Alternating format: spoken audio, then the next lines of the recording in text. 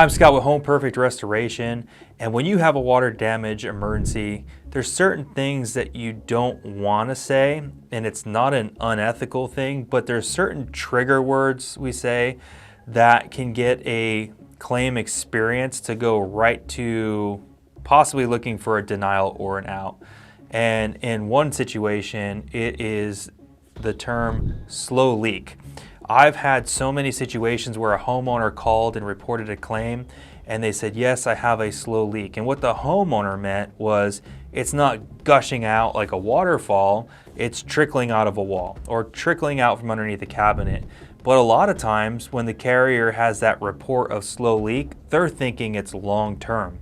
And it just doesn't set off a great start to that claim experience because they're almost starting from a denial state.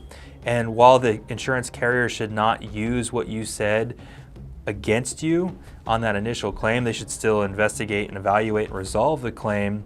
That's just something that we see as a deterrent or something that is just not a great start to that claims process.